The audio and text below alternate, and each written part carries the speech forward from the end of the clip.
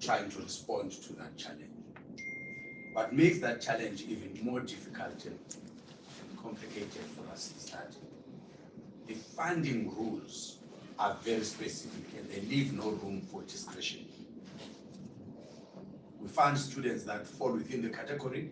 Any student that falls outside of the category, we cannot fund. If we fund students that fall outside of the category, we're breaking the law.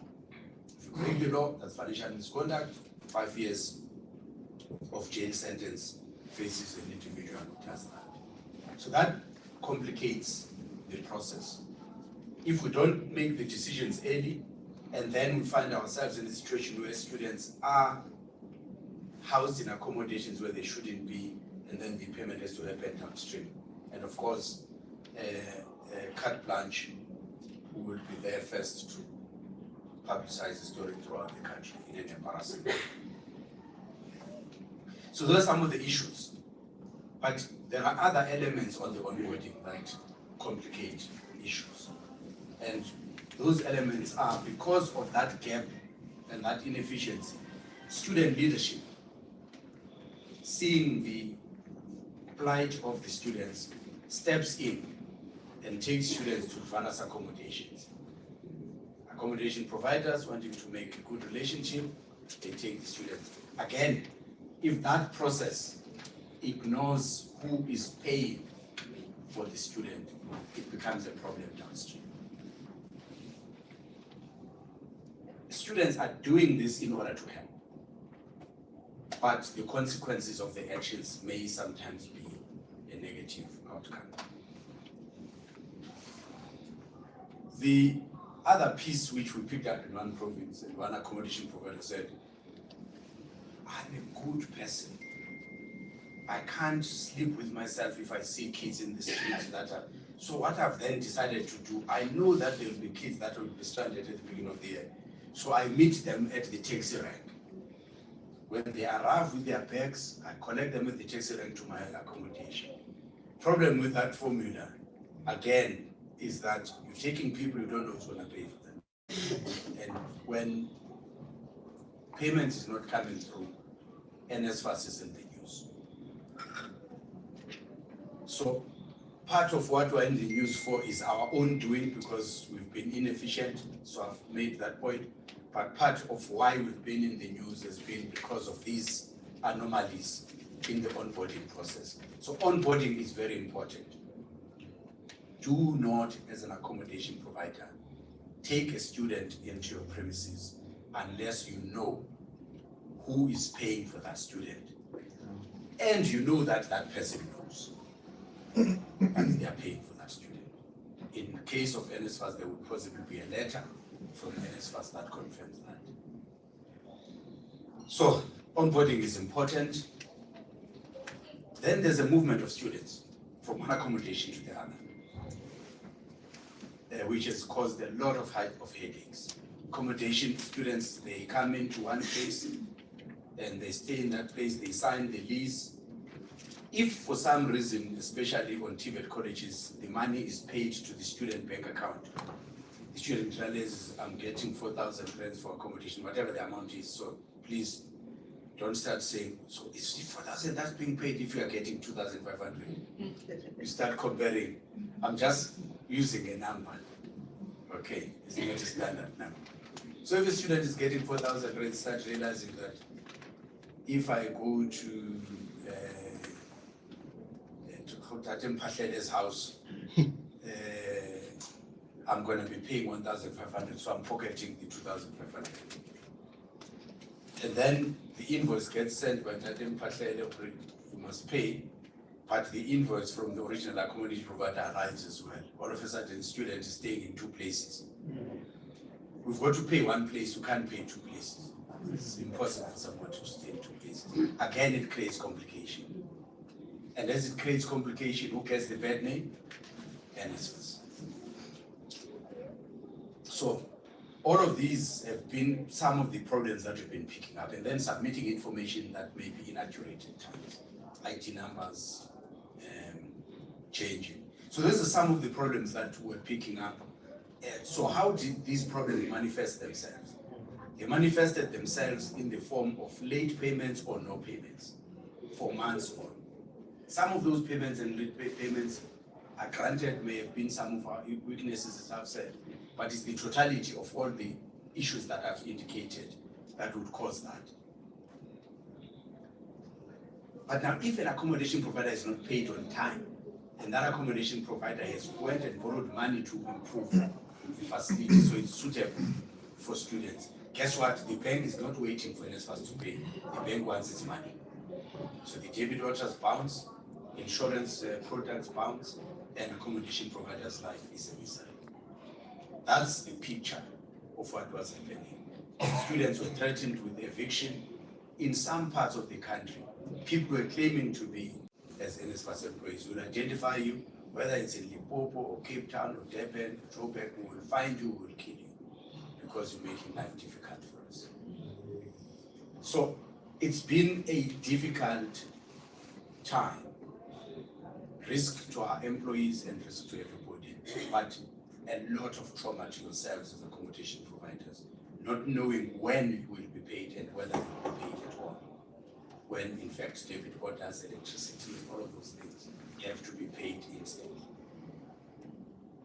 And it is for that reason that as we're seeing these threats of evictions and seeing students wanting to take action and so on, potential destruction to property, we then decided we have to meet with the accommodation providers and understand what are the problems, explain some of the processes that we have through. Did that in Irene and sometime in May. Out of that conversation, it became clear that we have to establish a task team that looks into the accommodation issues, identify the problems that are besetting this sector, and recommend ways in which we can resolve. A lot of people who are part of the accommodation provider sector participated in that task team. They continue to participate. They are giving us continuously reports, and we'll be getting further reports this week in preparation for a bigger meeting that we'll have as institutions now, NSFAS as well as institutions, looking at the pilot project and seeing how the pilot project has functioned in some parts and has failed to function in other parts. So that's the evolution and where we're at in relation to that. And those are some of the challenges that we've been seeing and trying to respond to. So this issue affected student allowances. When we dealt with that, I'm not even going to spend time talking about it. We then said we need to catch up on the payments of accommodation providers.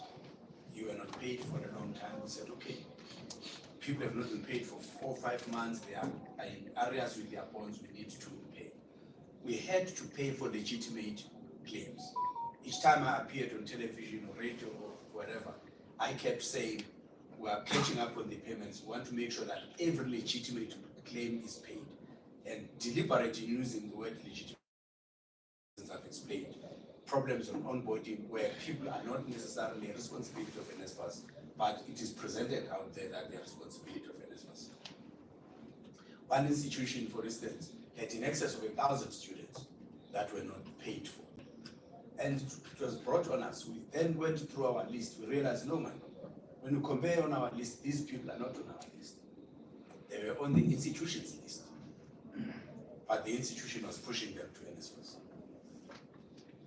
I think I would like to believe that the institution, the systems were not proper as well. They were not being malicious. So it became a big problem as we're doing the catch-up. Because as we're doing the catch-up, we thought we've nailed it. Such a big amount of money that we've paid catching up, we should be fine. Following day, in fact, sometimes the day doesn't even go, and then another call comes. It's an accommodation provider who says, I've got 100 students, none of them have been paid for the past 6 months. We say, wait a minute. We were not catching up with this last payment. So we kept picking up these problems coming left and right. I would not be surprised that in the room here, there may still be an accommodation provider who says, I've got 5 invoices, I've got 10 invoices, or whatever number that have not been paid. If there is an accommodation provider amongst us today who has outstanding issues that have not been solved, those are specific. Yes, you may raise them when the questions and sessions come, but it's difficult to stand here and say that particular invoice will be paid. But we have a team outside. We have a team outside that's got access to all of our systems. All those specific queries, we will refer them to the team. The team will look through the system. You will provide us with information, and then we will tell you when that will be paid, if at all it will be paid. If it won't be paid, we will tell you as well. But you will leave knowing what the status is. So to the extent that there are people in the room that may have queries that are outstanding that have not been addressed, we plead with you that it's Bongile's team, it's outside here. Anybody that's sitting in this desk outside, if you ask them, they will point you to the right person to help you with your query, to deal with that. So as we're dealing with this issue, then realize the issue now is we must pay at a certain point. I think it must have been June or July. I think it was June. So we chased everybody in the office, pushed everybody left and right, and some people took leave because they were sick, because of the pressure. We are paying for almost 800,000 students, universities and different colleges. And we, out of that 800,000, we have to know that each and every student we are paying for is legitimate and is cost beneficial. Every month, we need to check that. So checking 800,000 records is no child's play. It takes a long time. So we pushed everybody, and we got to a point where we're now celebrating with Umpo that we can put our feet on the desk and see this thing going. In comes the then CFO in my office, where to just finish the meeting. And I told everybody, no, we are paying now. The money will be in the bank accounts. The fellow doesn't tell me in the big meeting that you're talking nonsense. So I go to my office and I'm putting feet on my desk. He walks into my office, he's panicking. He just said, we are paying, but we're not paying today. So wait a minute. What are you saying? No. When we pay, we send the file to the solution providers. Who's the solution provider here? The Training Young Minds. We send the file to Training Young Minds. Training Young Minds will then look at the file and tell us it's fine. And then the following day we transfer the money, then Training Young Minds will transfer the money.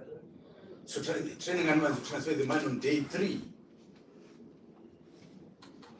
I couldn't believe it. I thought, wait a minute, something is wrong with this formula. At the point we sent the file to Training Young Minds, the work that we've done as NSFAS has told us who are we paying for and how much are we paying. It should then follow that at that point we just pay the person. No, we're not doing that. We're taking it to somebody else, and then somebody else checks, and then he pays. Now, this is how I explain the risk related with this thing, is that if you have to go pay Lobola for meter, ufachelate. You take it, what's a man? Once a day, you feel like you're thirsty. Are you gonna take your money and buy a cold drink when you've got my money and I'm the one who's made to get thirsty? You're gonna take from the top here and get a cold drink, and you'll negotiate properly to get the change. Now the point is that the minute you bring in somebody, there's going to be a service fee. There's going to be a service, which means it's taking away from the resources that you are using. But also there's a risk. You know, these days when we're going to pay Lobola, they tell you that don't even trust the teller in front of you, because the teller in front of you may be telling people, what's up, he's wearing a red jersey, and then you find people marking you and taking the money. That's the risk of the money getting lost. So we're exposing ourselves to a risk of paying for additional service, but also potentially that money getting lost. Thank God it hasn't. But most importantly, from where you are sitting, is that you will have been talking to me on the phone, and I say to you, I've been chasing the team. we've finalized everything, we are paying this afternoon. And I'm saying that in all honesty, believing that after pressing the button, the money is going to you. And the CFO came to my office and said, that's not how it works. We've got an intermediary here. So that process was also creating delays, even when we are ready. Just this past, what day is it today? Monday. Not this Friday, the other Friday. For the universities, ready at some point during the day. But because we paid through the intermediary, the money couldn't be transferred on Friday, but be transferred on Monday, so that it doesn't sit in that bank account. And I'm sure you're getting the picture here. Yes. But there's a delay that is manufactured into the system. And we now want to respond to that and make sure that the money comes from NSFAS bank account to the accommodation provider's bank account. We might not be able to do that and achieve it in September, but that's what we want to do. So that we take out that layer in between that creates problems. That's the intention. To get to that point, we've compressed a lot of other activities. I've already stated that we are checking about 800,000 accounts that we need to look at. Given that volume, we've now compressed it to use computer systems to help us check these things quickly. So it compressed the time. Now we just have to do one last step to make sure that we don't pay through intermediaries, we pay you directly. Now there are those that are paid through universities. That process will keep in the short term, but in the long term, we are paying for an NSFAS student who's got a lease with an accommodation provider, we'll have to pay directly the accommodation provider and not the student as well. Because part of the problems that we've then picked up is in the TVET college sector where we are paying through students. Some students chow the money. And then the accommodation provider is phoning us students, says, no, NSFAS has not sent anything, NSFAS has not sent anything. And then we realize, no, the student was lying. Now, here comes a problem. We're all parents. We have to teach students to be responsible. But we also have to hold them accountable when they do wrong. Then we can have a society that makes sense going forward. So, we will play our role to making sure that students are held accountable, but we also expect that we are assisted in that regard by institutions and yourselves. But it has been a big problem. One accommodation provider in the farm is on the verge of bankruptcy. And he came to us and said, but you are not paying me. When we looked through the records, X number of students that are in that accommodation were being paid that money, but they were not paying the landlord. It's us robbing each other. It cannot be allowed. So these are some of the problems. Other problems relate to, before you even become an accommodation provider, you've got to be accredited. You go through that accreditation process and so on, and you get recognized, but no student is sent away. There's a lot of allegations in this space against the institutions, but there's some gatekeeping that happens. Whether that gatekeeping is at an institution level, or that gatekeeping is some of our employees or some of the agents that we're using, that are wanting to be greased, their hands to be greased before they provide students to accommodation. Don't allow that to happen. If they ask you for a bribe, don't pay the bribe. In fact, figure out a way in which you elevate the issue so we can deal with them. Because again, they are robbing the system that is supposed to help the poorest of the poor. How is that a bad thing? It's a bad thing because there's two ways in which that plays itself out. One, the place that does not meet the standards. Because the person paid for the accreditation person, it gets accredited. We allocate a student arrives there and sees this horrible place, and students start saying, NSFAS, how heartless can you be? And at times, some of us who grew up in the rural areas, anything better than what you come from at home, you think is good. We grew up, we never knew what a mattress is. We would cut the steeper grass and stuff it into a sack, and that's your mattress. The tsetse flies used to enjoy themselves, and the grass would do a piece on you. You know, you end up having rash and all of those things. So we grew up like that. So you go to a place, it's a horrible place, but it's better than that grass mattress. So the first few months, the student might just use the place and then start realizing, no man, there's proper accommodation for students that's available. And then carte blanche would come there. It's cruelty. We can't expose our kids to that. The other scenario that happens in this regard is we check the furniture, we check your mattresses, are they of right quality and all of those things. But you don't have the furniture. We are going to you get his furniture, you bring it, you put it in, we come, we take pictures, we think, no, there's proper furniture here. We leave and the furniture leaves. And then the student comes, gets accommodated, the same story. So all of these practices are practices that we've picked up and are a problem. So as we engage, we're also engaging with a view to say we need to improve the lot for our kids so that the situation is suitable for them. Research shows that if you provide students with a bursary and accommodation and all of that, they don't have to worry about anything. They focus on their studies and they succeed.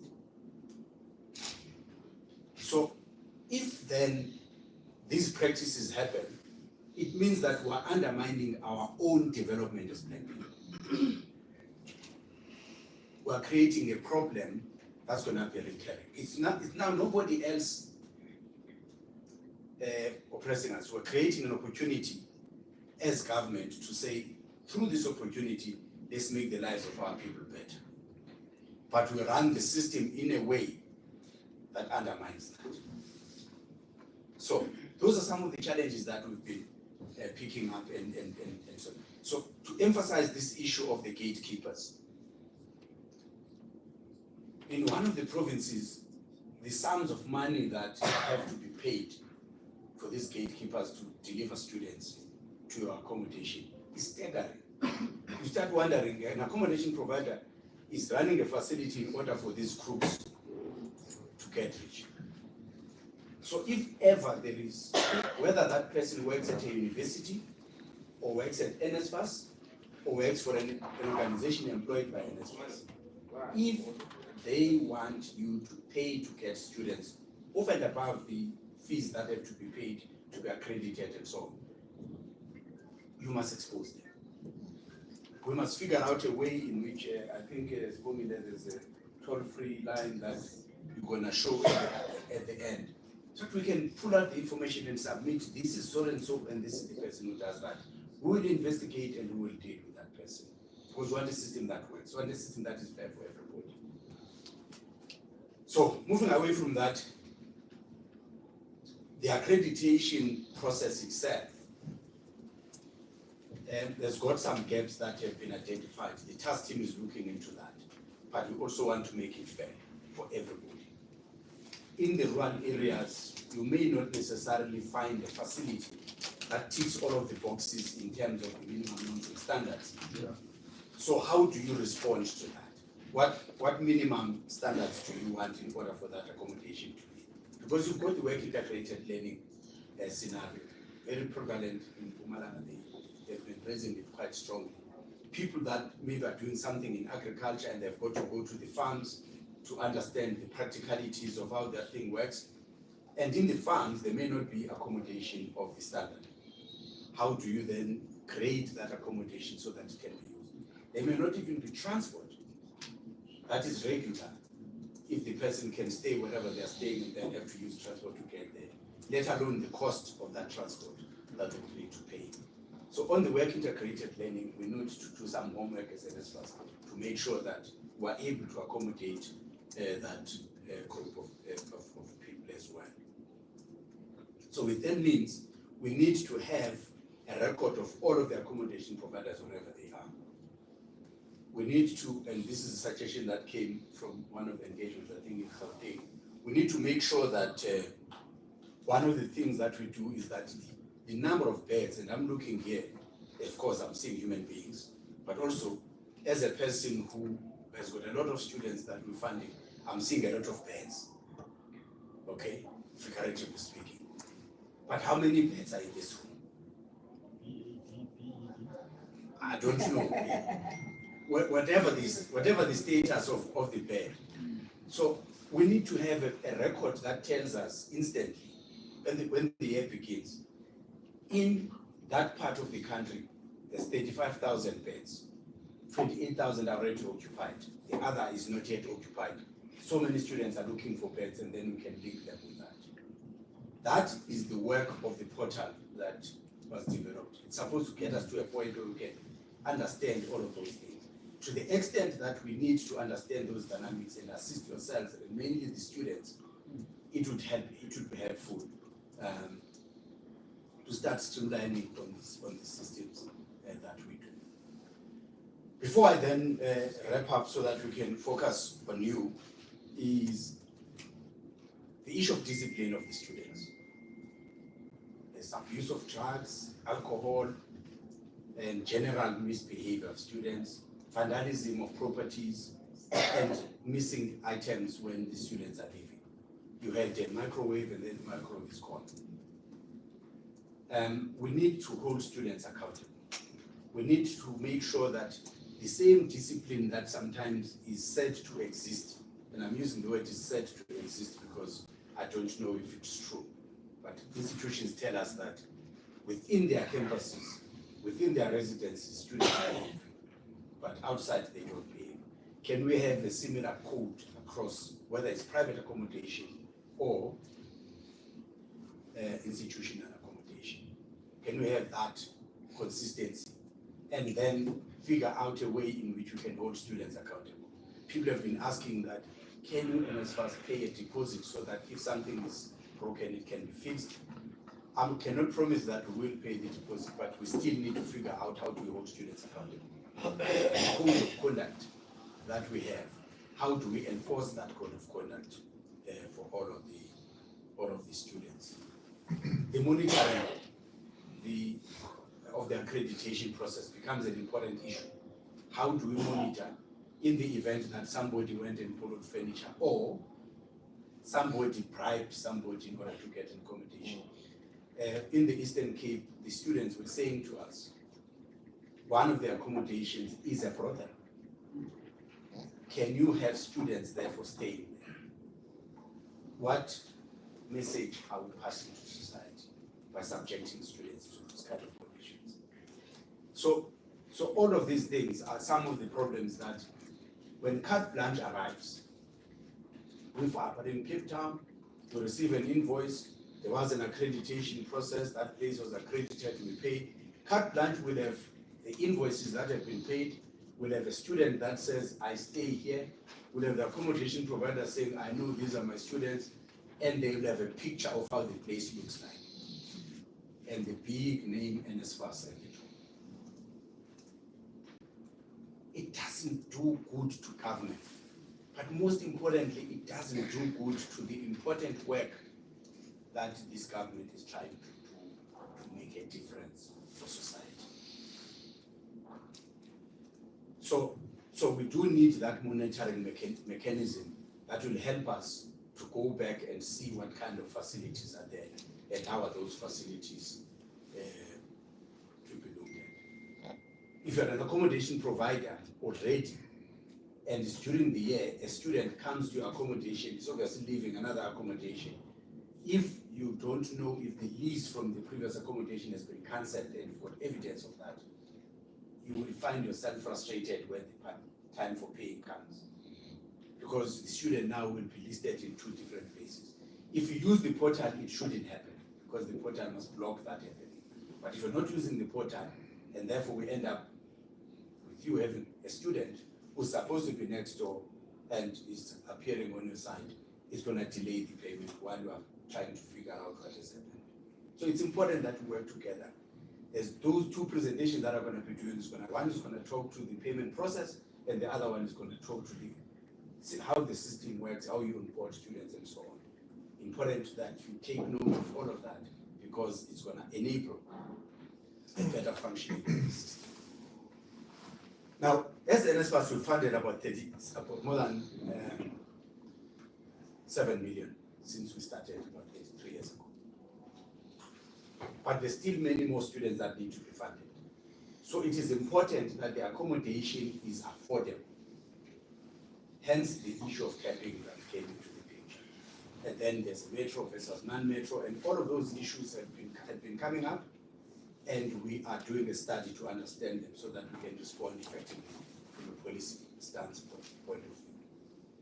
But the most important thing about the 33 students, 7 million students that we've already funded is that there's still many more that require that funding, which we cannot fund unless there's affordable accommodation and affordable other services that are attended to this. But that piece also talks to providing transformation in another part in our society, economic transformation. Those places where there are campuses and TVET colleges and so on, people provide accommodation there. We therefore transfer funds to that place, which then provides economic means, creates employment for people there. If we are unable to pay on time as NSFAS, as where I started with this talk, it affects that economic development in that local area. Over and above facilitating students and the transformation project in that regard. So there's a huge contribution in the country, and therefore NSFAS has to work. For that to work well, we must do our planning properly as NSFAS. And I want to make this statement here so that it becomes binding on us as NSFAS, is that we are still dealing with last year's applications now. Next year, our planning must be such that even though Umalusi might issue the results late and therefore students will confirm they're late, we should still make sure that once those results are out, come January, come February, at the very latest, 28 February, we must have all of the decisions made as NSFAS. Because if a student continue to go to school in March and April and so on, they don't know whether they're funded or not. It frustrates those kids, they're not focusing on their studies. In order to let the students focus on their studies, we must make those decisions. And we are committing to say, come next year, it's gonna be difficult. It's gonna take a lot of long hours and sleepless nights. But we're committing that by end of February 2025, the decisions relating to funding will have been done. And if there's anything missing, it will be probably some of the appeals and all of those things. We've got to put resources in making this thing happen because it's people's lives. We've got to begin to think about, as NSFAS, when I do what I'm doing, what impact does it have on people? It mustn't end by saying, I must do this thing by this time. The question is, I'm doing this, what impact does it have? And what do I do to reduce the negative impact and increase the positive impact? So, planning must happen, decisions must be done on time, which therefore means we need to collaborate with institutions on some of the things, like accreditation and so on, including processing those applications. To what extent can we tap on some of the resources at institutions and bring those resources to NSFAS for a period of time to assist us do this, and what will that take? And those are the things that we're putting in our plans going forward. Secondly, our systems must work and work well. Currently, our systems are not interfacing well with the institutions, so getting the results to continue funding or getting the registration information to know the student is registered for something that we pay for is a challenge. We need to make sure that that gets attended to. And there's a team that's working on those things. They met last night to still look at what are they going to be doing to make that happen and make it work well. We need a total list of all the accommodation providers in the country so that we can also know how many beds are there and how many beds are occupied, how many beds are not occupied, what is the shortfall. If there's an area that's got a surplus, where does that surplus lie and what do we do? We need to respond to work integrated learning students, like I said, in health and sciences. We need to make sure the accreditation process is fair. Not only fair, but also the information available for yourselves. If your accommodation does not meet the standard, what do you need to do in order for it to meet the standard? What are the basic things that we said? That information must be readily available for yourselves. If students have to move from one accommodation to the other, what processes do we put in place in order to make sure that that system is not abused or doesn't lead to challenges downstream? So those are some of the things that we've got to do, but collaboration is key in all of this. So we have been having a lot of problems. We have been working hard to resolve those problems. Some we have resolved, but others we still yet to resolve convincingly. But we are here saying we are partners. We want to work with yourselves to resolve these things. Thank you very much.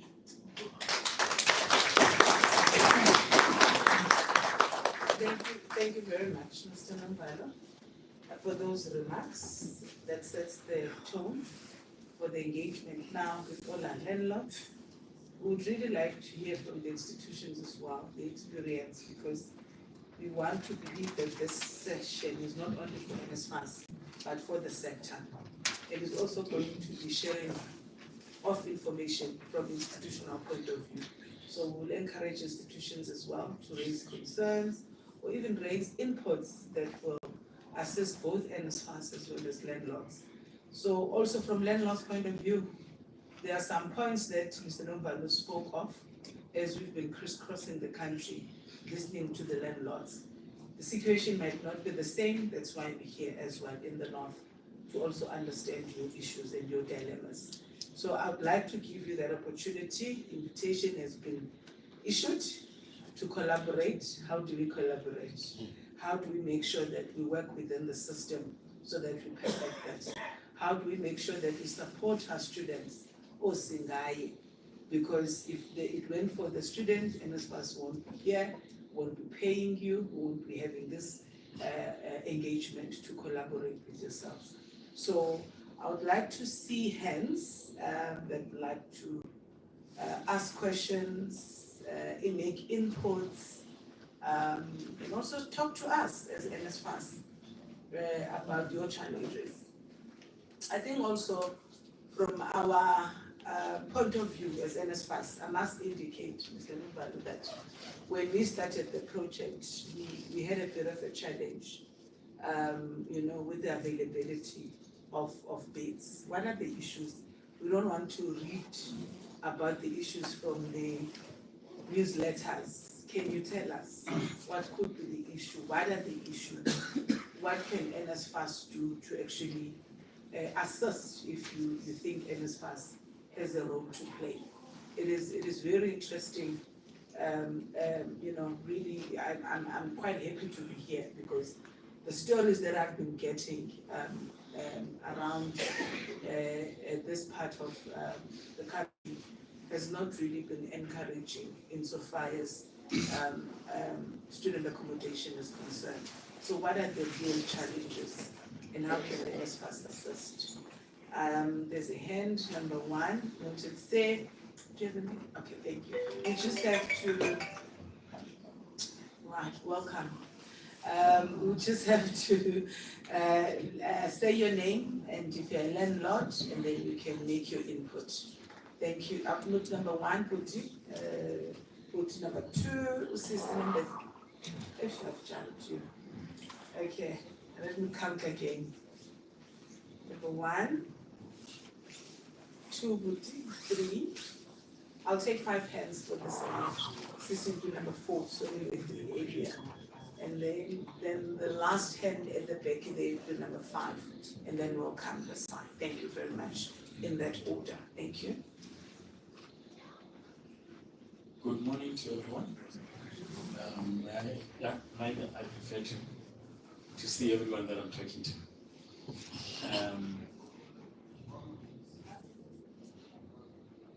Thank you very much to the administrator, NSFAS, the institutions present here. My name is Nick Sekati. I am a landlord, an accommodation provider actually at the University of Limpopo. But I am not only representing myself as an individual, we are an organization as well of landlords. And it is true that in this part of the country, things are different. Things are different in this part of what we were listening to from yourself saying.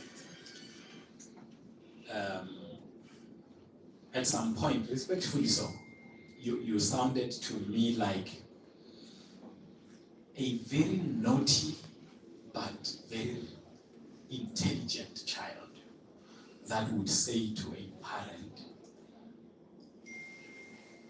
I know what is expected of me, and I am now a grown up, I am responsible, I am going to stop 1, 2, 3, 4, 5, 6, even before you reprimand them. That's, you were spot on about pretty much every issue that we have. But as a parent, knowing that I've had a problem with this child for so long, you're impressed, but you're also saying, I will wait to see. Things are different in this part of the world, and I'm speaking for the University of Limpopo accommodation providers. I think we are getting the bottommost. If you have been around the country and you have had all the frustrations and the experiences of other landlords, welcome to Limpopo. Here, number one,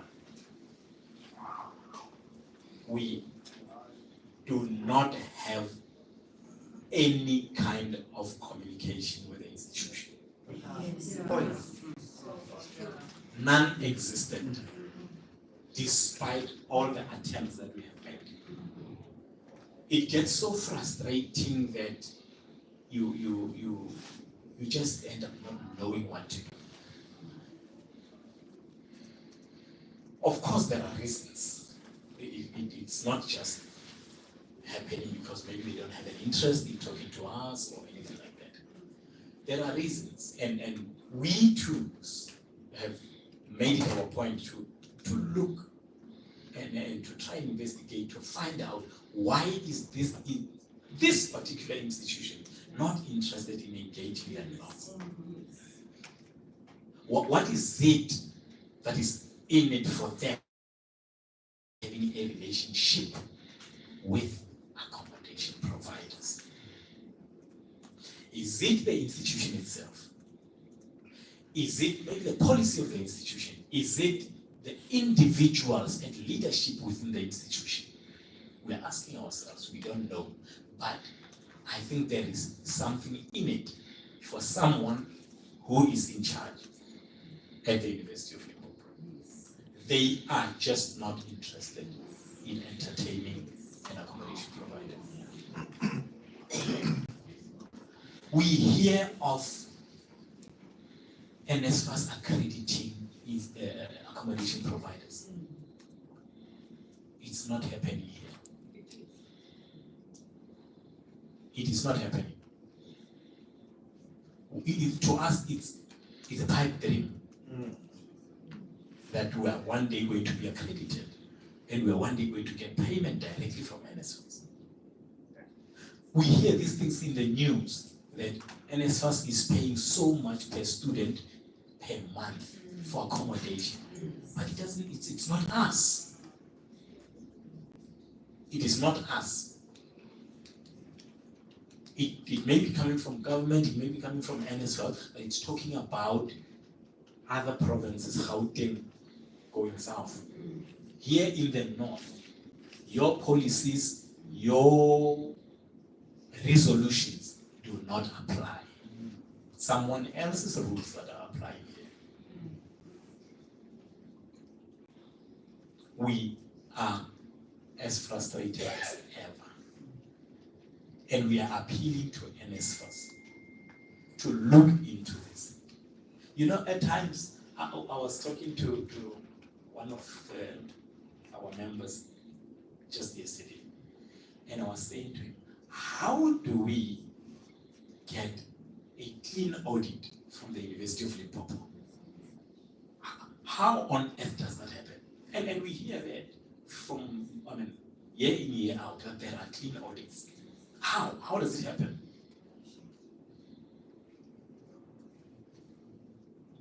Who are these auditing firms that are giving them a clean bill?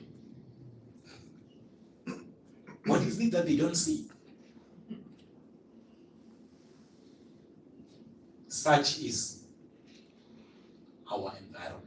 It is difficult to even consider ourselves business people. We don't know if we're going to get paid next month, despite the investments that have been done to improve the properties. I may have business today, but what about next month? I may not have. What about January? You are forever on a knife's edge. Our appeal is to NSFAS to really, really look into this, to change it, to make sure that this institution operates like any other institution. That the accommodation providers here are treated exactly like the rest of the institutions throughout the country. I thank you. Thank you, Nick. Thank you very much. Who would you with the black shirt? Number 2. Thank you. Thank you so very much. My name is Tulan Matebula. I'm one of the accommodation providers. We want to take this time to extend our heartfelt gratitude for NSFAS having came all the way from Cape Town to as far as Limpopo. We're appreciative of that. Even moreover, we are finding ourselves privy to be able to have one-on-one interactions with you. I think where comments or also flowers are due, must give such, because amongst other things, it's a privilege that we are able to get some of the information that we ought to realize that it was very much deprived from our disposal. I think just to speak amongst other things I've noted of concern, I understand even with my colleague here, though we're not serving the same constituency of students, but just also to reiterate something that to what you alluded on. You spoke that we must at all material cost condemn and with everything in us that any forms of that, if we want to get business from the institution we are saving from, we must not find ourselves in all those corners. If you'll understand some things, that all of us who have interest in business, in that part of it is that we must make profit, We find it very difficult to get students. And the very same people that must then direct students, or rather the model of channeling of students, it has been a complex one, because now you get accreditation after accreditation. You must also understand as to what is the structure of receiving students. After sitting with that accreditation for quite some time, I think that the issue that we need to deal with now is the issue of drop quota, which I think perhaps we must just speak around that. A university holds about or a college holds about, just for an argument's sake, 5,000 students, and then we're accrediting about 10,000 beds, do you want to tell me that amongst us, for us to house and to receive those students, it will not be any some sort of bribery and some process of some other things that you are condemning to say that in the advancement of ourselves in doing business? Because at the end of the day, when I find myself in this position that I want to house students, is that my property has been integrated to be ideal, hence given the accreditation that I can be able to cater within this facility. Second to that is then that if then I don't host and house any of the students, you find myself that I'm making a loss. There's rates, there's water, there's electricity, Wi-Fi. You know, when you understand the application grading system and all that, which is the standard of what is expected, you then realize that there's more cost that must be kept by the service provider as compared to what then. So to what you were speaking on is that I'm happy that there's other supporting entities of the government that then speaks to DHET being here as well, and also the entity, the NSFAS, of course, and learning that there's also SAUS. You know, I think it must also come even into the very same position that there must not be a single positioned decision that then comes from NSFAS. You then suspend the university, because now there will be more beds accredited, and then we'll be fighting for the very few students that will be able to cater with more excess of beds that we cannot cater to. Then now we have 5,000 and we have 200 students that must be given accommodation. Who would not want to accommodate students? It means then all of us are going to give that 200 and to say, take this 200, give me this student, so that they can stay and I'm able to be sustained. So I think part of the contention is in when we are constructive to deal with this whole thing. I think sit down, understand even with what the university caters, that speaks to the drop quota and the admission of that particular, and how many of those that are financial eligible to be funded by NSFAS. Then we are able to dispose that information to service providers. That then when it comes, we are able to know that for this very academic year, we are able to cater about 2,000 beds that will be dealt by service providers alone, outside even what the university can cater. You know, so another thing is then that I feel we must address. You know, I was just taking notes. You pardon me, and also colleagues. These notes are very much important, and I feel that this is the only opportunity. And I must comment that as in when you are here, it's an only opportunity for us to be interactive like this. So please, again, you must also try to find us as in now that you are in Limpopo and Cape Town is very far, as in where to best locate you. Second to that I wanted to deal with is that there's now again an issue that you spoke about of funding of students. I hear you even spoke around to say that the latest will be the 28th of February. You will understand the nature of institutions that were surrounded with. At any material cost, if students are not funded, or if there's a delay in funding, it means there's also a delay with us having to receive payments.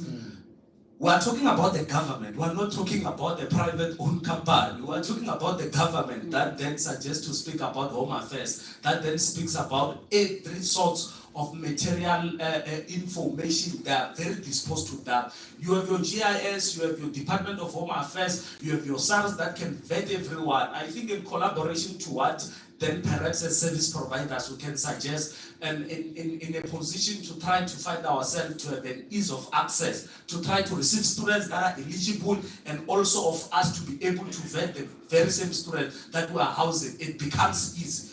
Then NSFAS must also know as to how many of the students, the very same approach that the university is able to receive the results of the students and the capacity in all those who might have passed in their academic year of your 2024 for 2025 admission. They are able to have that information. Why don't NSFAS integrate around that line so that we are able to fast track the process? I was happy with what you were telling to say that you have fast tracked the process amongst others of dealing with these service providers, that you are submitting the spreadsheet and that we comment on that, and thank you for that. But let us even do further, go further to try to improve around that system. So that was my submission speaking to that. I thank you.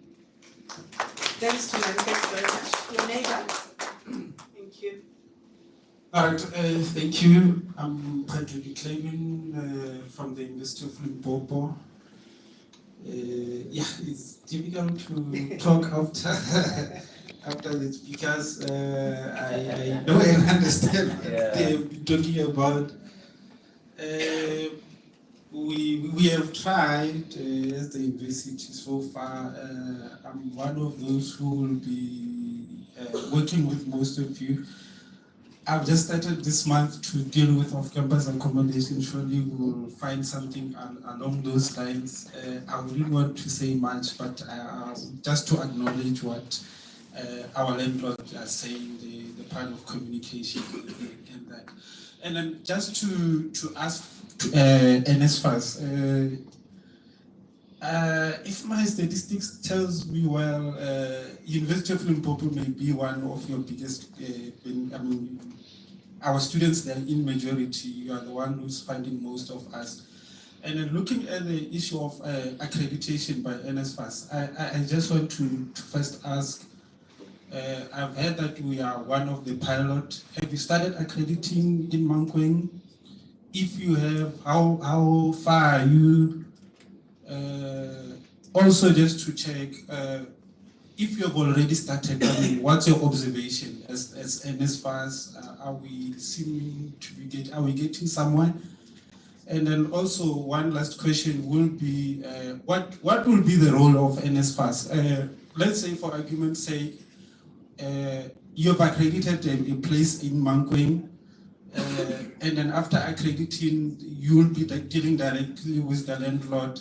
If a student has a problem, do they directly have to call NSFAS and say the water is not here? I mean, just to try to understand the responsibilities of NSFAS, the responsibilities of the institution. I'm just saying this as you've already heard that I will be dealing with off-campus accommodation. So just for that information, thank you. Now you know who to deal with. And number 4, Usisi. Thank you.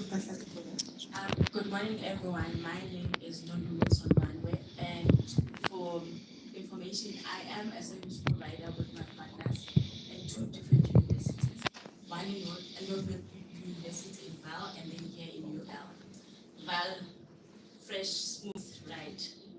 This side, it is a huge mess. So we are accredited. We were accredited early this year. In Mankweng, we have a place in Mankweng. We're accredited, and it's been 6 months, no payment. We call training minds every day. They're the worst. I'm sorry if you're here, they are the worst people to deal with. No help at all, no answers.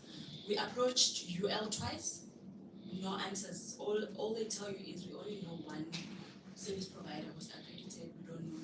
Even if you produce the information that you're accredited, it does not help. I have students who are owing me more than 10,000, and it's almost the end of the year. They are about to write exams. I'm at the back of them saying, I want my money. You are not going anywhere without paying me. Because it's 65 students to clear. We provide transport for them from our own pockets. We have people we've employed as it's a good place. We pay them salaries from our own pockets. NSFAS is, I call NSFAS Young Training Minds every day. I even know someone, Abel, from Training Minds. I speak to him almost every day.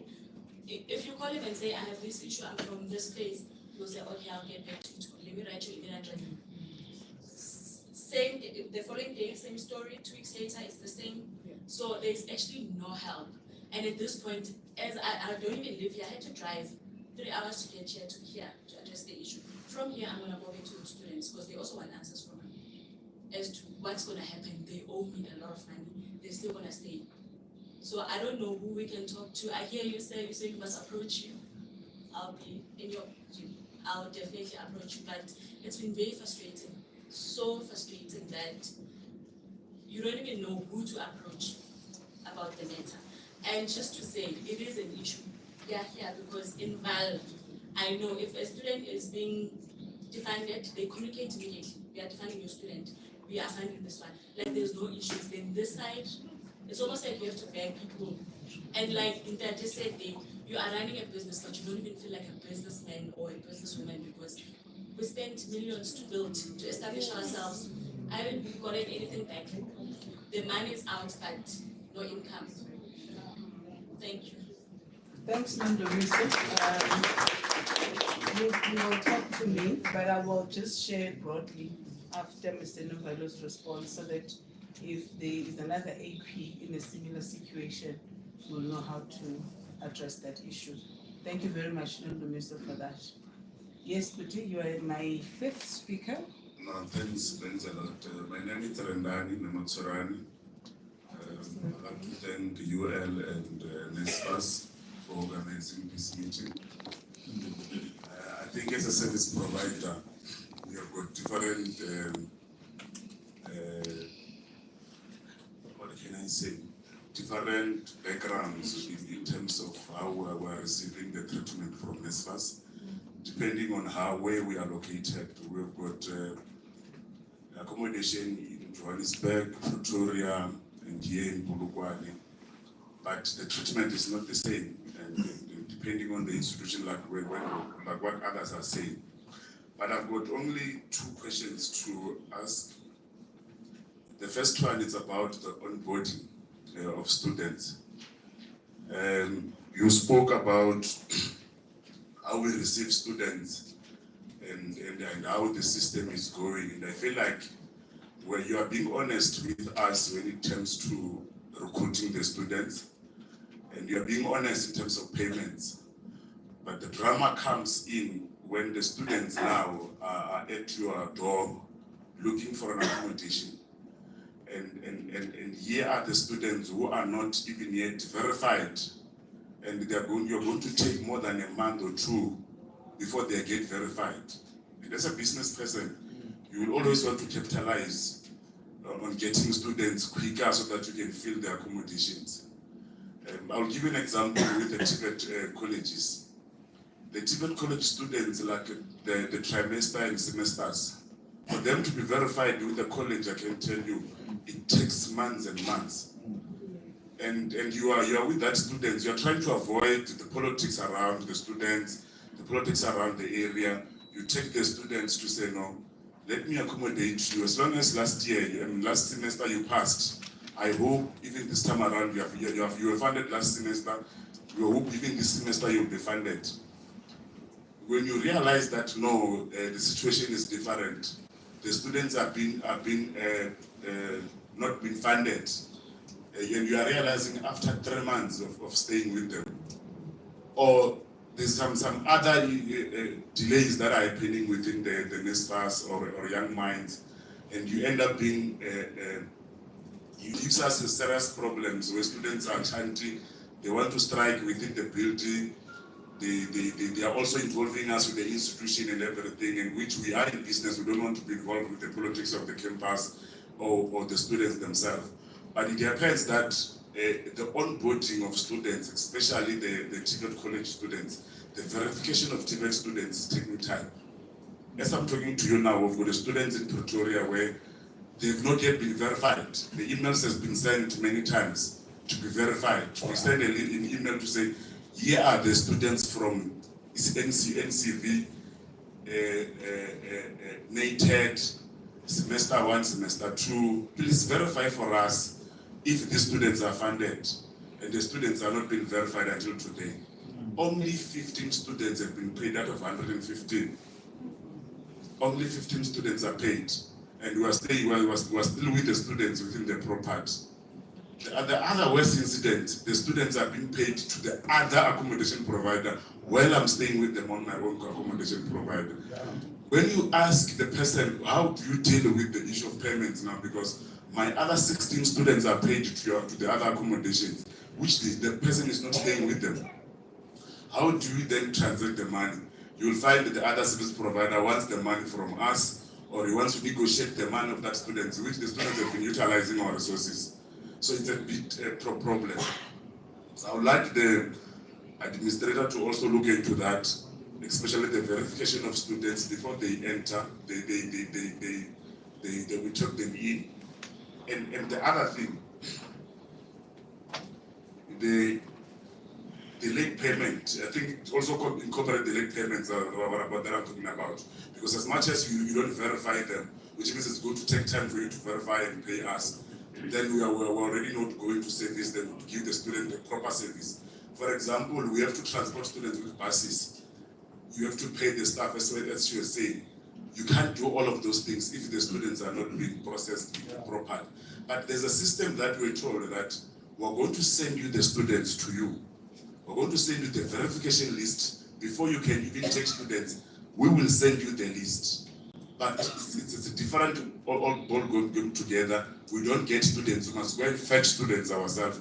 After fetching students, you find you fetch wrong people at the same time.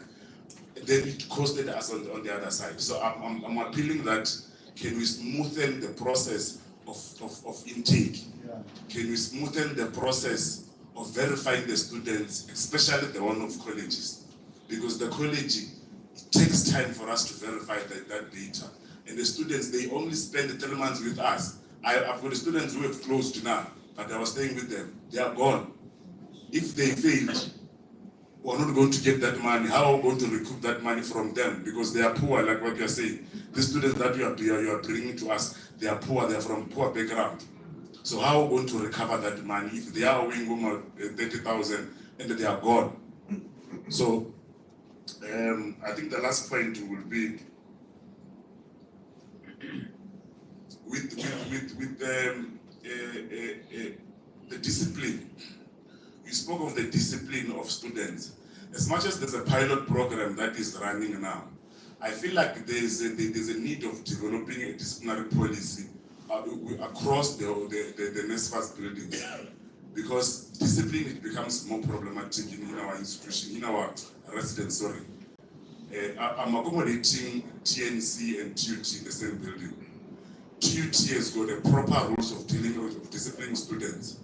If a student of TUT has misbehaved in this particular manner, you know the channel of reporting the students to the institutions and all of those things. But in other institutions, you don't know where to go. The student has assaulted the other students, you don't know where to go. And now because of there's a collaboration of institutions within one system, and we have got 2 institutions in one building. The reality is that the behavior of the students are not the same. The behavior of a student of college and the behavior of a student of university are not the same.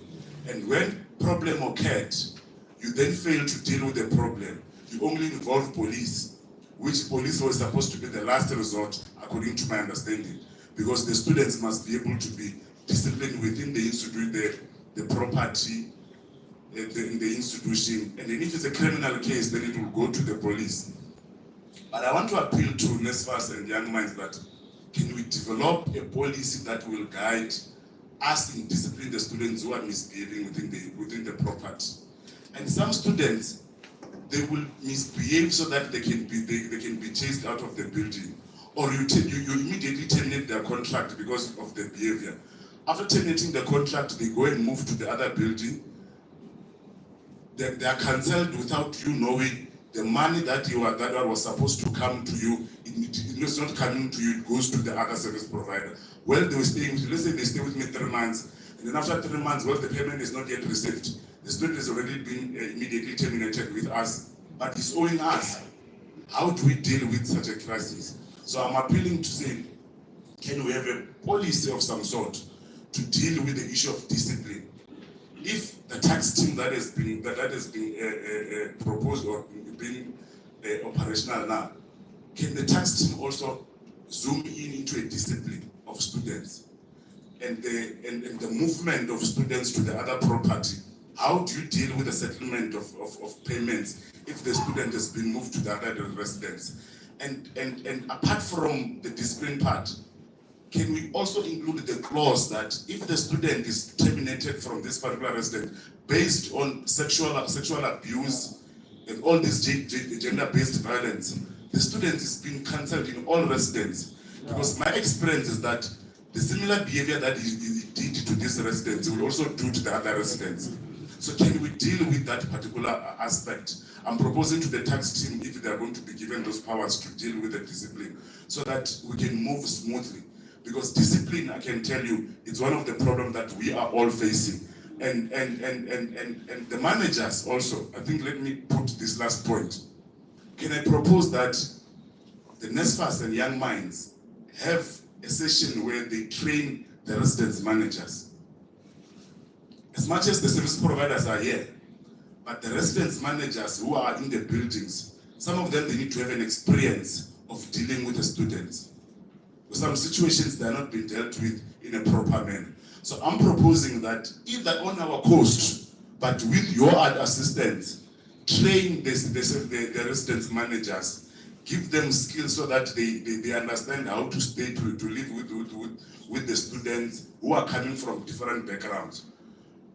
The other thing, the last part, the SRC's involvement with the student accommodation. Okay, yeah. So the SRC's, SAOC's, and whatever you mentioned today, the involvement of them with the service providers.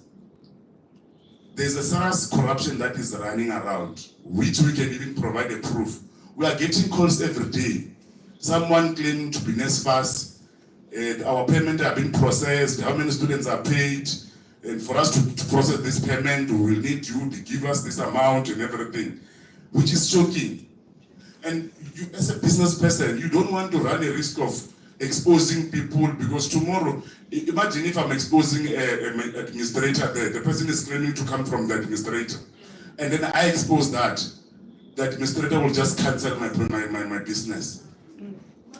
You get my point? So there's a corruption that is also running around with the SRCs and the people who are running the administration, which they are giving us calls of money being processed. No students are not going to be paid. If they are to be paid, we need to get this amount. Wada. I can give you the evidence if that is the case. And they're claiming a lot of money, and we are scared to lose business. We will cooperate and give them money, but we are also falling into a corruption that is happening. So can we try to deal with it? And I hope our input will be recognized and be able to deal. But if you need assistance with that, we are here to assist you so that this vehicle of NSFAS, because we believe that NSFAS is the only vehicle to channel this accommodation problem. And if it can be channeled properly, our kids are going to be fine. Thanks very much. Thank you, Ranjani. Thank you for that. That concludes the first set of questions. Your thoughts?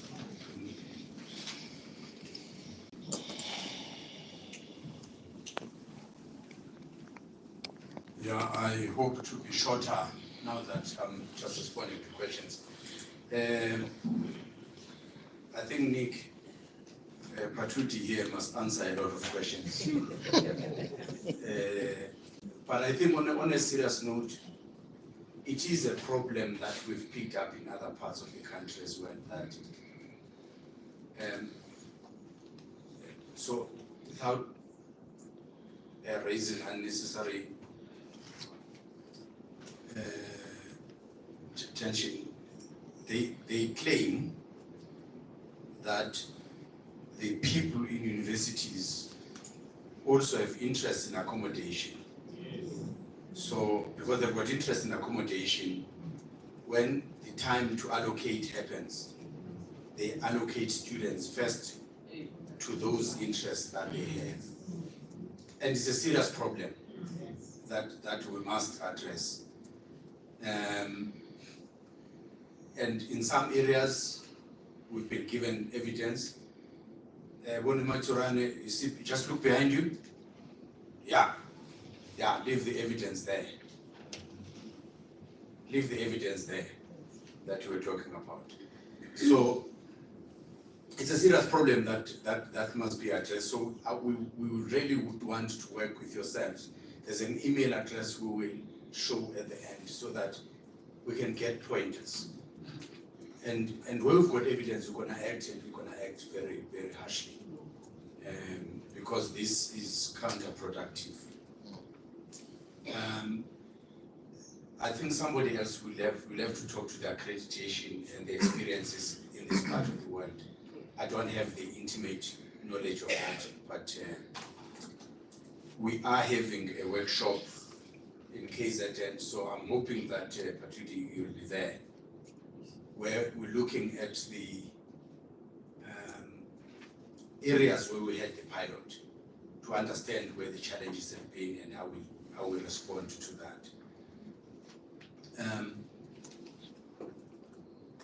I really appreciate and understand the difficulty we're putting businesses on, and it is why we want to work very closely with yourselves.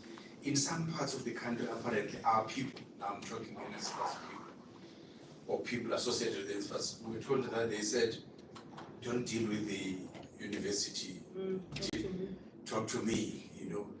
When people create channels like that, they want to control everything. Because they control everything, it makes it easy for them to demand bribes. Because they are in charge of it, nothing moves without them. So, the point, Tulana, you're making about the mismatch between the number of students and the number of beds. As I was talking about, with the portal that we have, we should be able to have the information about this is the number of beds that are available or that are accredited in a particular area. We'll obviously have the information from DHET in terms of how many students each institution would have, and then that will be able to tell us where the gaps are. But if we accredit more beds than there are students, we create an unnecessary problem, because then it's gonna lead to a situation where the ones who pay are the ones who get the students. So there needs to be better regulation of that space. While you didn't make this point, but you alluded to the point of the accessibility of NSFAS, well, in Cape Town and nowhere else in the country, and other parts of the country were saying, why can't you be closer in the van sector? Why can't you have an office in the van? We are looking to have an office, to move the office to Gauteng, but have an office in Cape Town, have an office in the Eastern Cape, have an office in KZN. Gauteng should be able to service up until here.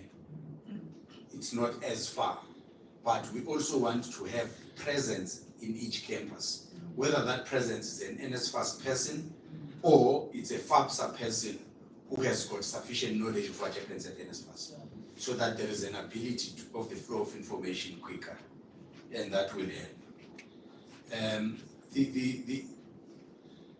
I agree with the point you're making around aligning government processes so that we can make the funding decisions quicker. Yeah, I'm not going to repeat that.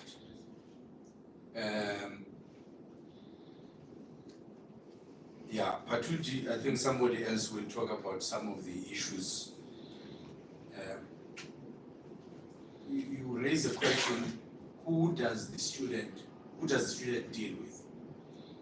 Now, a few minutes ago, I commented about some of our people saying that the institution must not have a relationship with accommodation providers, which then creates the power that these people would have to manipulate the system. The problem becomes, if the institution which the student is going to the institution every day does not have any relationship with the accommodation provider, a student will fall in on campus. What happens? NSFAS is far, but the institution is here and the accommodation is across the road. There can't not be any relationship between accommodation provider and the institution. We have to figure out how do we make that tripartite relationship to work better. but to sever the relationship is counterproductive. So that is part of the lessons we're seeing from the pilot. Non-Dumiso, 6 months, no payment.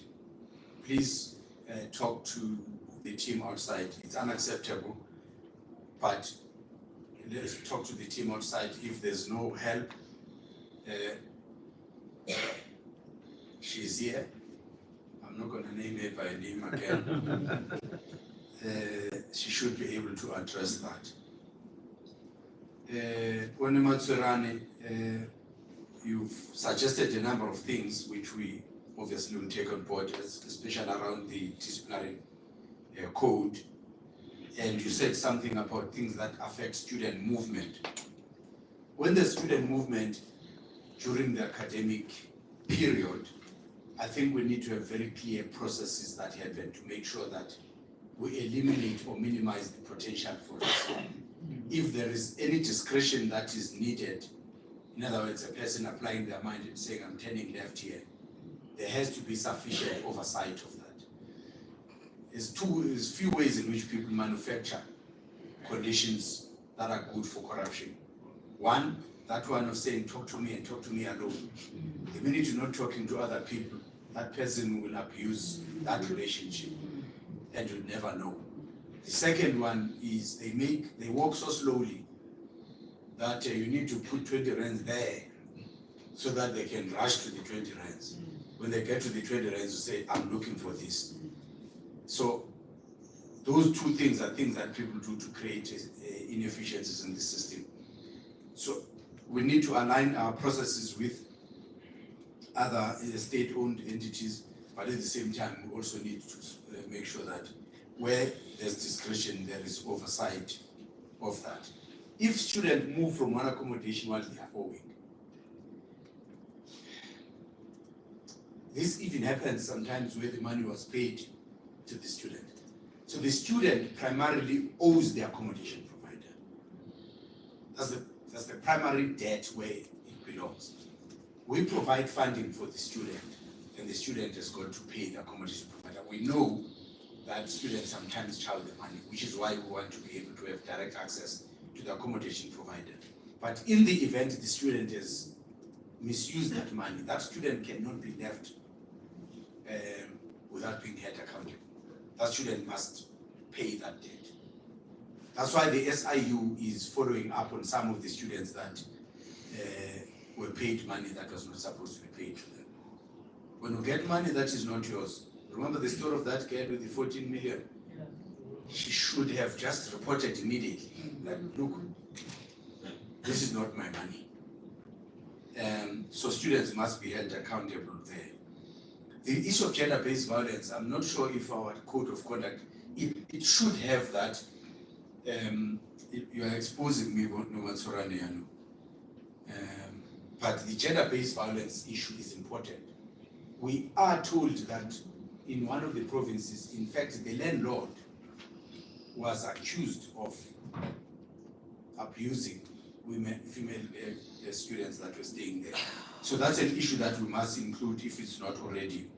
And the SRC's corruption, it's corruption, it's corruption, it's corruption. We must deal with it in the same way as we deal with other corruption.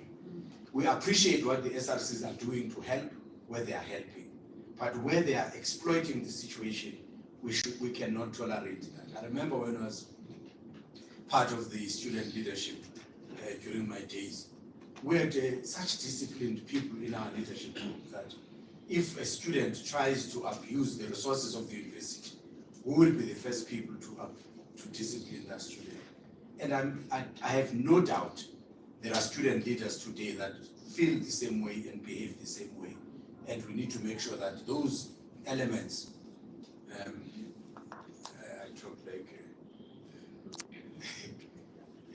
those elements, and let me say it again, those elements must be dealt with.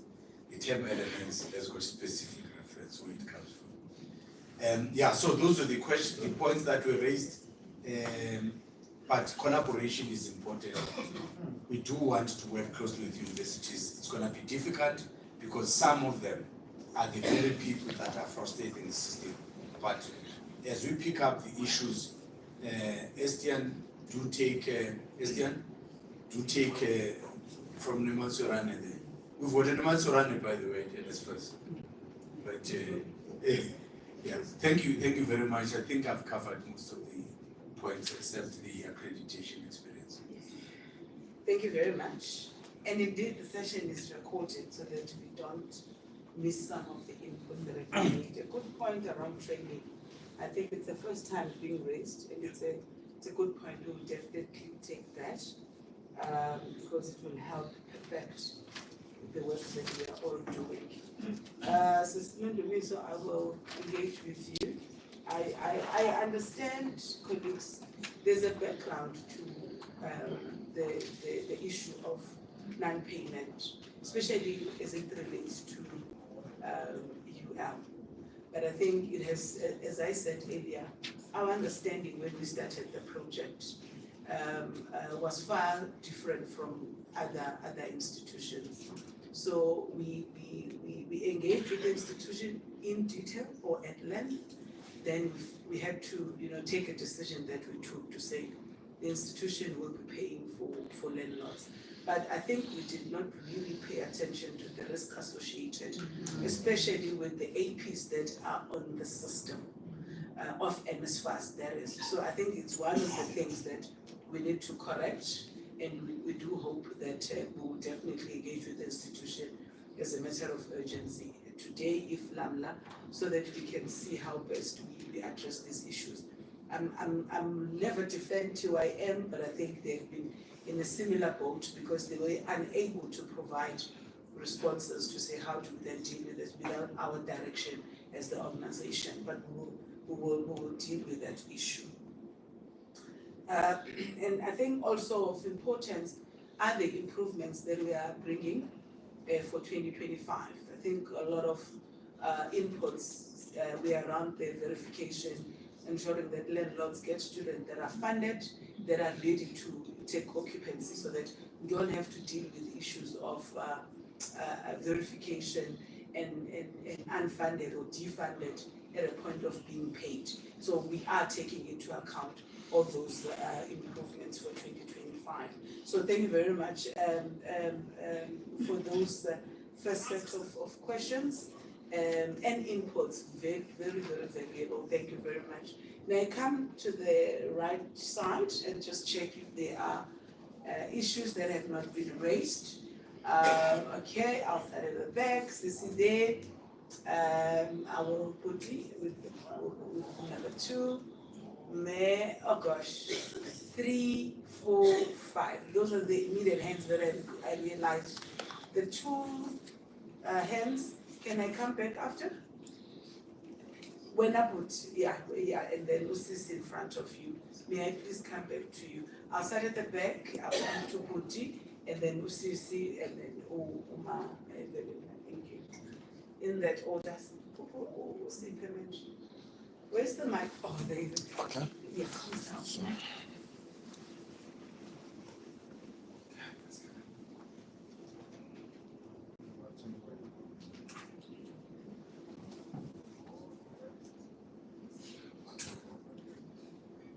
Good morning. You'll excuse me, I've got a little bit of a flu. I have a little bit of a concern. Is it at all going to be possible for the service providers, I forgot to introduce myself. My name is Isabella Zulu, I'm a service provider. Is there at any point where NSFAS would consider having, I don't know the right word to use it, a representative of the service providers within the NSFAS, so that when it comes to issues of like your verifications, issues of payments, issues of discipline, there is somebody who can be held accountable, because I've heard a lot of people speaking about young minds. It's like, I feel like there's no accountability because you don't have a particular person that represents the interests of the service providers. Yes, the service providers are going far and beyond, but who is accountable at NSFAS? That's my first concern.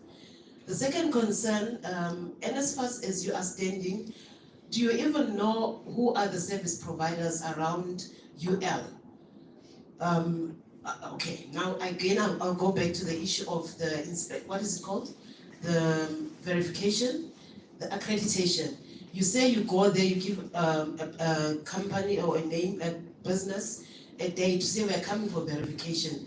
I'll go to my friend and borrow beds and do everything. Do you guys get to do a spot check where you say we found 37 single beds here with fridge and everything was on spot, and then 2 months down the line, you just show up? I mean, it's a registered entity. So the beds should always be there. I think those are some of the loopholes that some of the service providers are taking advantage of, because they know that the accreditation is done once. Then you just carry on with whatever it is that you're carrying on with.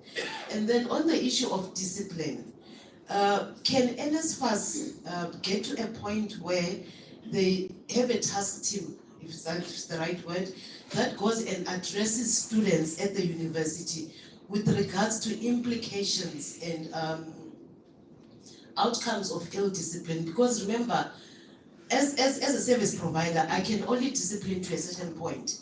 The kids know that we are not their parents. We are just service providers and we are being paid for that service. So if NSFAS gets to a point where they specify to say, once you are charged with 1, 2, 3, these are the implications, or these are the consequences that you could be faced with, I feel like it could assist, because now they know that this is coming from the person that is funding them, not from the person that is providing them with accommodation. But I don't know if maybe the service providers are not agreeing with some sort of representation, be it at the institutions, where if I have a problem as a service provider, I can go to an NSFAS official, not a university official. Remember, university officials have their own responsibilities, but I don't know how they get to be directly linked with the issues that involve NSFAS.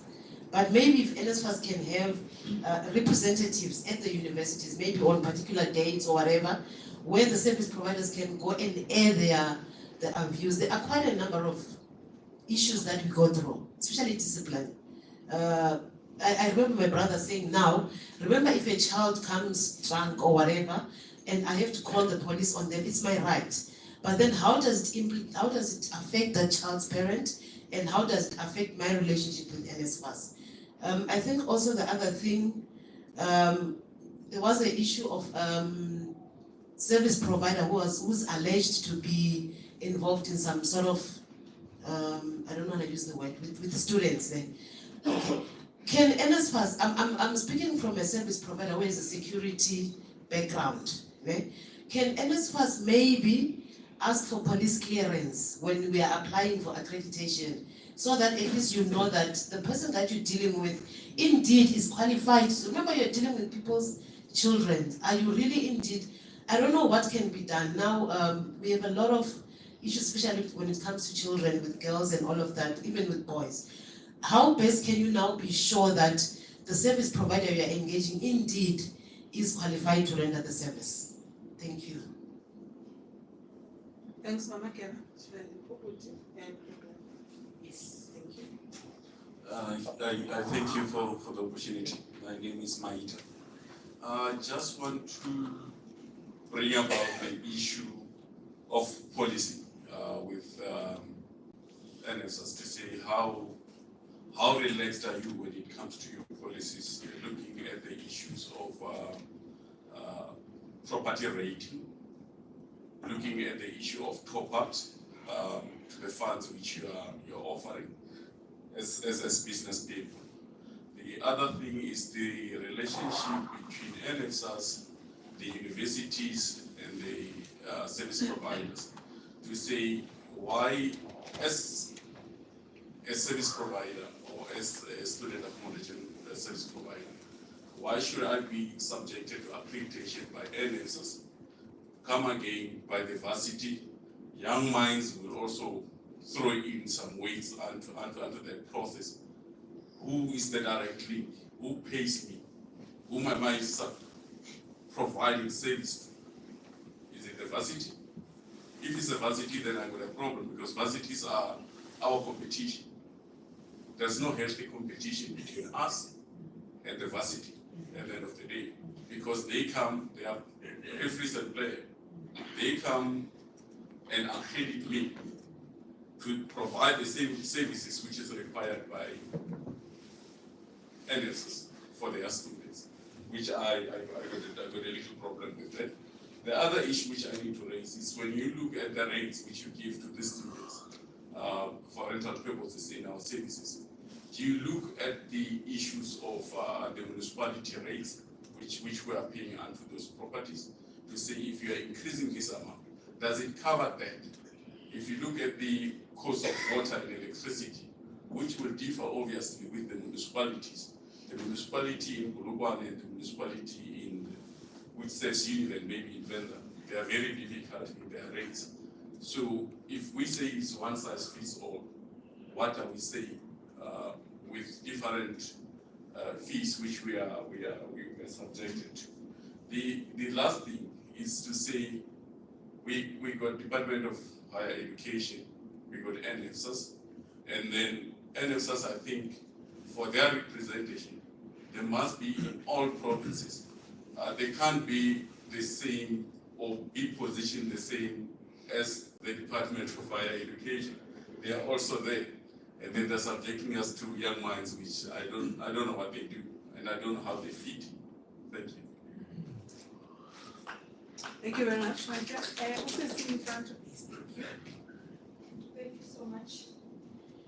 And I really appreciate for the opportunity to address also the issues that was not touched by the previous group. The first part that I want to address, I'm the one who fight. I fight. My name, I don't want The to. fighter, can she Yes. give us? Actually, I was trying to hide not to tell you my name because Oh, I think my young God. minds, they knows me very well. My name is Lufun.